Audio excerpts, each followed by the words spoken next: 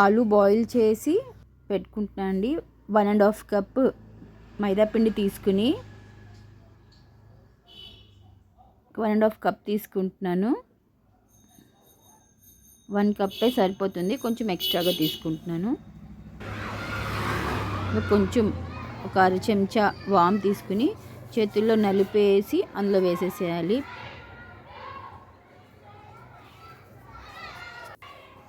కొద్దిగా ఉప్పు, కొంచెం ఆయిల్ వేసి షార్ట్ క్రష్ చేసుకోవాలి. ఆయిల్ ఒక 2 to 3 టేబుల్ స్పూన్స్ పడుతుంది. చూసుకుని ఆయిల్ పిండిలో అంతా కలిసేలాగా కలిపి ముద్ద చేసి చూసుకోవాలి. అది ముద్ద అవ్వకపోతే ఇంకా కొంచెం ఆయిల్ వేసుకోవాలన్నమాట.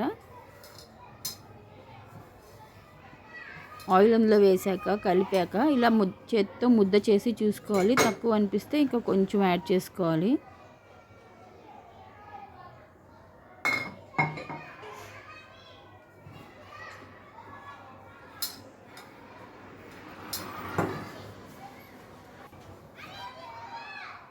అలా ముద్ద అవ్వాలండి, అది ఇంపార్టెంట్.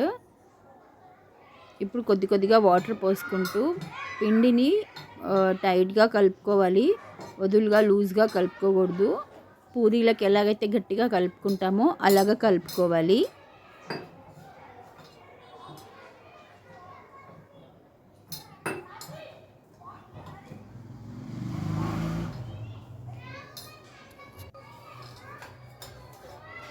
పిండిని ఒక అరగంట సేపు అయినా నానడానికి ఇంకా పక్కన పెట్టేస్తామండి. ఇప్పుడు కళాయిలో నూనె పోసి జీలకర్ర పొడి దంచుకున్నది, ధనియాల పొడి, ఉప్పు, కొద్దిగా 1 టీ స్పూన్ కారం,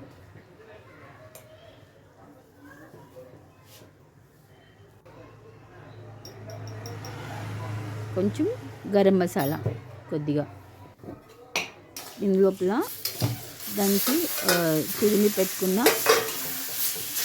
ఆలుగడ్డ వేసి కలుపుకోవాలి. అంతేనండి, కూరలాగా ఉడికించేది ఏమి ఉండదు, ఆల్రెడీ ఉడికింది కదండి ఆలుగడ్డ. సో పొటాటో స్టఫింగ్ రెడీ అయిపోయింది సమోసాలోకి. ఇదే మన పొటాటో స్టఫింగ్ అన్నమాట, అంతే. ఇప్పుడు పిండిని ఒత్తుకుందామండి. ఓవల్ షేప్లో ఒత్తుకోవాలి, ఇదే ఇక్కడ టిప్. రౌండ్గా ఒత్తుకోకూడదు, ఇలాగా ఓవల్ షేప్లో, అండాకారం అంటారు కదా, ఓవల్ షేప్లో ఒత్తుకుని దానిని సగానికి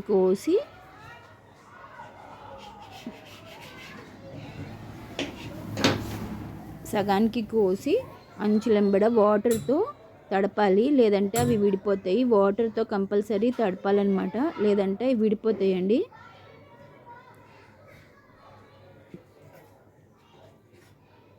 ఇప్పుడు ఇందులో స్టఫింగ్ పెట్టేసి సీల్ చేసేసేయాలి. మళ్ళీ ఒకసారి చెప్తానండి, నీళ్ళతో తడి చేసి లాక్ చేయాలి. మీరు జస్ట్ అలా పిండే కదా చేత్తో నొక్కితే ఆయిల్లో వేసాక అది విడిపోతుందండి. ఇలానే అన్నీ ఒత్తుకొని పెట్టుకోండి. ఇంకొకటి చూపిస్తున్నాను.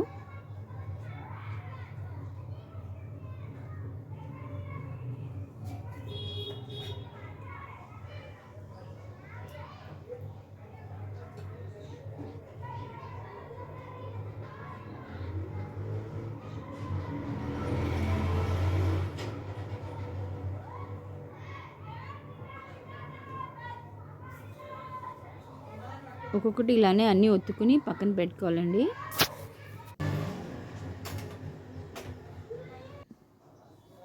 ఆయిల్ ఎక్కువ వేడి ఉండకూడదండి, తక్కువ ఉండాలి వేడి.